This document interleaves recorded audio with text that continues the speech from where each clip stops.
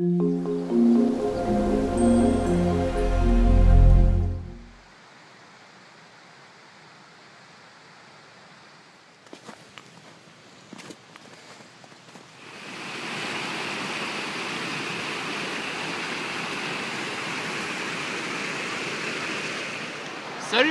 Souvent on me demande qu'est-ce qui est le mieux entre la Fiskars X10 et la Fiskars X5. Donc aujourd'hui on va voir parce que il arrive que je conseille la Fiskars X7. Donc ça sera une bonne occasion de la tester pour voir ensemble si c'est bon.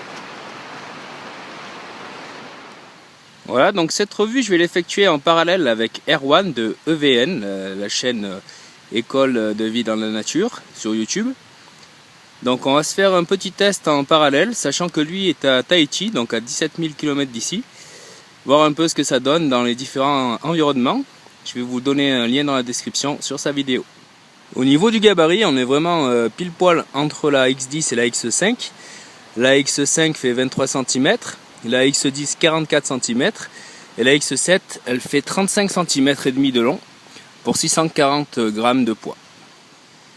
Pour continuer sur les caractéristiques techniques, on va avoir, comme sur tout le reste de la gamme, un manche creux en fibre de verre, ce qui va lui donner une très bonne légèreté.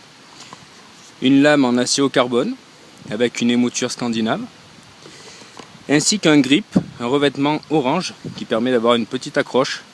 Donc ça rendra le bas du manche un peu moins glissant.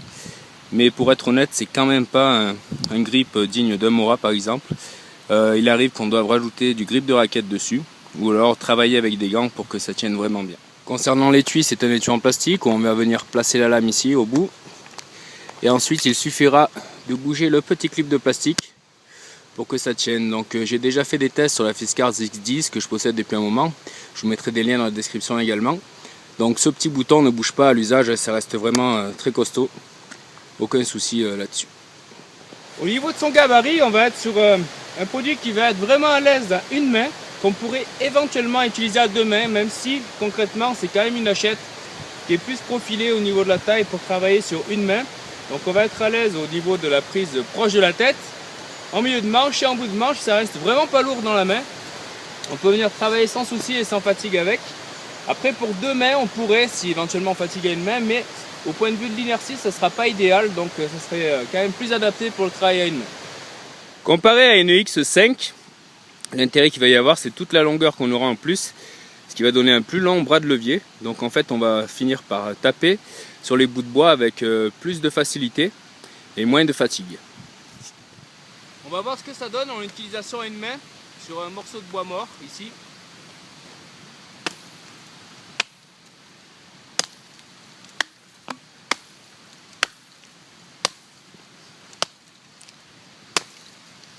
Voilà, donc on passe à travers très facilement. Je le répète un peu à chaque fois, mais c'est quand même très étonnant au niveau efficacité. Nous allons voir ce que ça donne sur cette petite branche morte. La couper, puis ensuite la débiter, puis fendre un petit peu.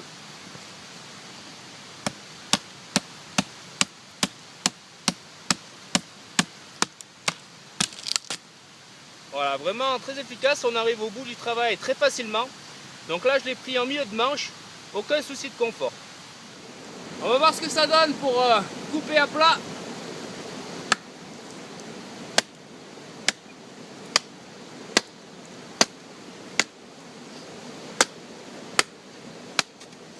Voilà, on y arrive sans trop de problèmes.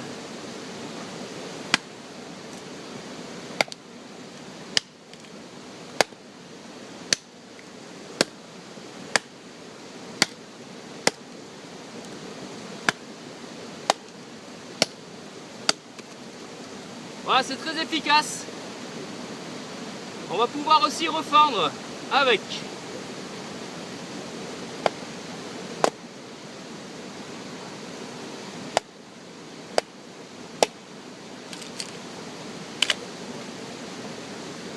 Voilà, ça s'effectue sans problème.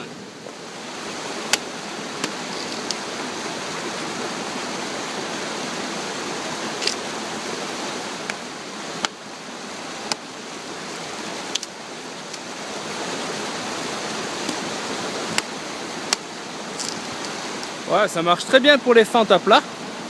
Et en restant dans un diamètre relativement petit, on peut même venir faire des petites fentes par-dessus.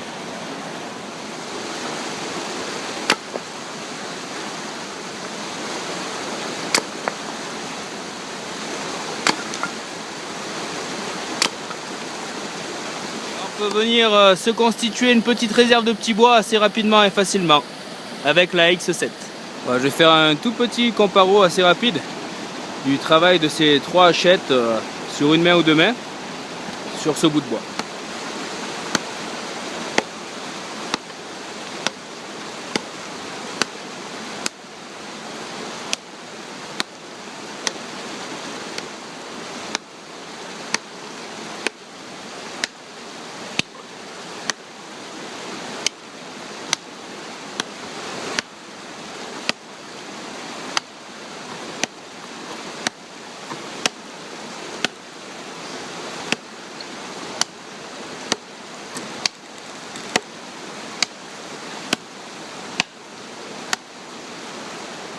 Voilà, c'était un petit comparatif qui n'a pas lieu d'être évidemment parce que c'est pas du tout les mêmes dimensions.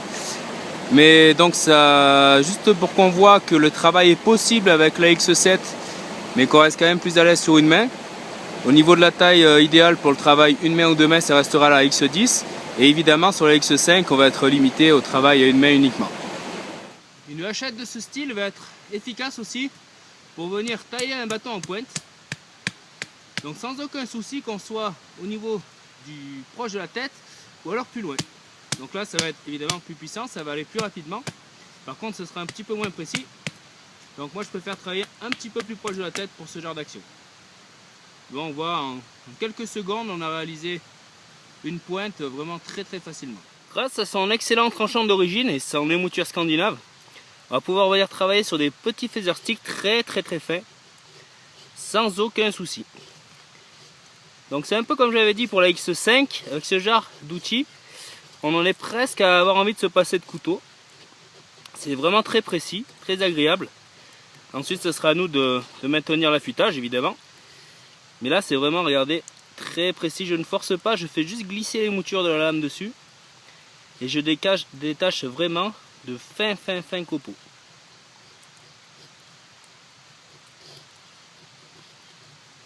Ce qu'on reproche souvent au Fiskars, c'est d'avoir un look pas très bushcraft entre guillemets. Donc c'est vrai que c'est pas un look traditionnel en bois etc. Par contre c'est vraiment pratique lorsqu'on est réellement dans les bois, puisque ce coloris orange se repère très facilement. Pareil pour la nuit, lorsqu'on est à la frontale, ça flash un petit peu, donc ça reste agréable. Et ensuite pour faire ou ne pas faire bushcraft, je pense que ça reste un outil. Ce qui fait bushcraft, c'est de sortir et de faire du bushcraft. Ensuite, l'outillage, il suffit d'avoir un bon outil et de savoir s'en servir, puis surtout de sortir. Voilà, je vais venir ébrancher ce petit arbre mort.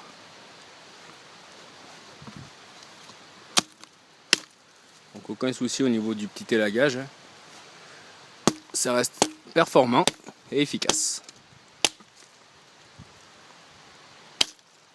Surtout qu'on est bien à l'aise, on a un bon bras de levier et ça reste pas fatigant.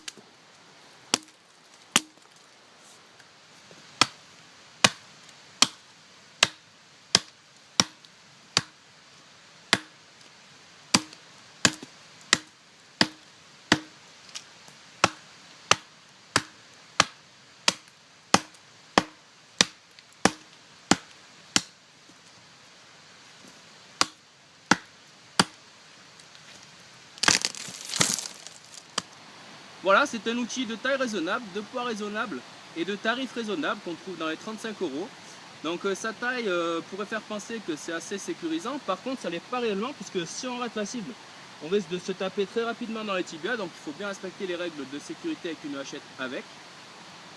J'espère que cette vidéo vous aura plu et aidé si vous deviez faire un choix entre la X5, la 7 ou la 10. Merci et à bientôt.